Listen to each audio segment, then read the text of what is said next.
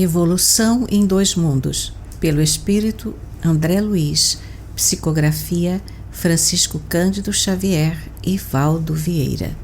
Capítulo 23. Corpo espiritual e volitação.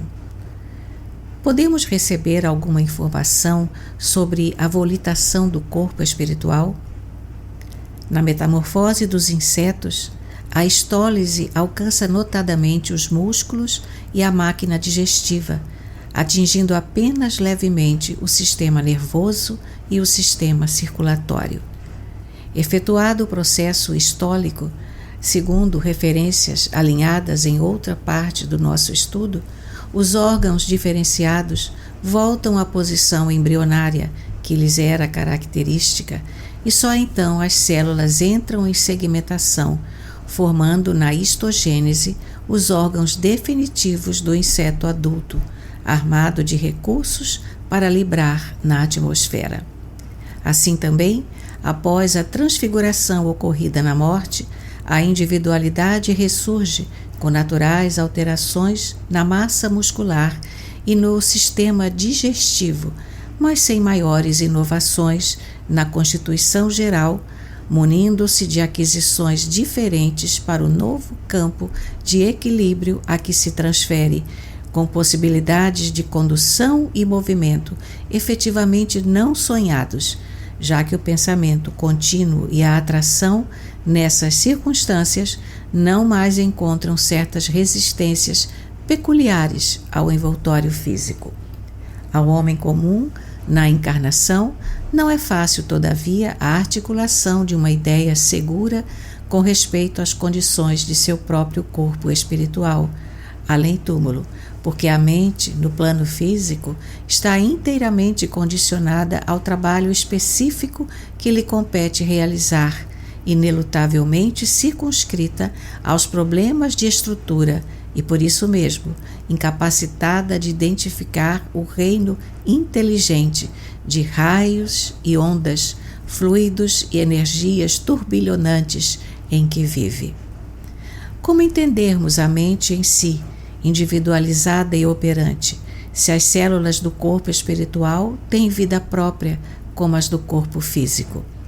O problema é de simples orientação, qual acontece numa fábrica de largas proporções, em que a gerência, unificada em seus programas de ação, supervisiona e comanda centenas de máquinas com diversos implementos cada uma, convergindo todas as peças do serviço para fins determinados.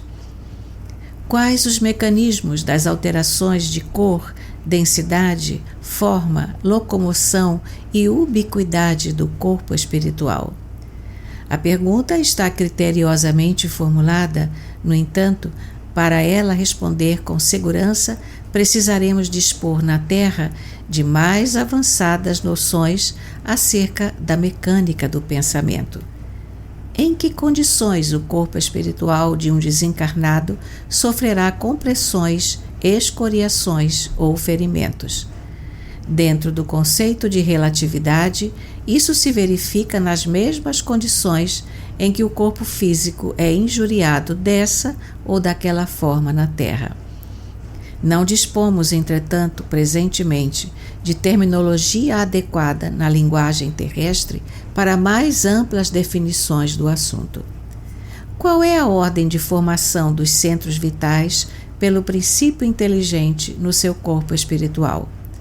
Sabemos que a formação dos centros vitais começou com as primeiras manifestações da plasmocinese nas células, sob a orientação das inteligências superiores. Contudo, não dispomos ainda de particularidades técnicas para penetrar nesse domínio da ciência ontogenética. Como se processa a exteriorização dos centros vitais?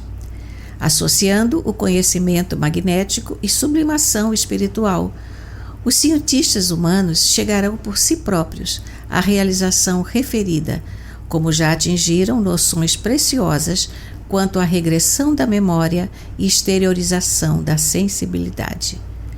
Qual a importância da relação existente entre o baço e o centro esplênico, se o baço pode ser extirpado sem maiores prejuízos à continuação da existência do encarnado? Compreendamos que a extirpação do baço, em sua expressão física, no corpo carnal, não significa a anulação desse órgão no corpo espiritual, e que, interligado a outras fontes de formação sanguínea no sistema hematopoético, prossegue funcionando, embora imperfeitamente, no campo somático, atento às articulações do binário mente-corpo. Como compreenderemos a situação dos centros vitais no caso dos ovoides? Entendereis facilmente a posição dos centros vitais do corpo espiritual restritos na ovoidização, apesar de não terdes elementos terminológicos que a exprimam, pensando na semente minúscula, que encerra dentro dela os princípios organogênicos da árvore em que se converterá de futuro. Uberaba, 23 de abril de 1958.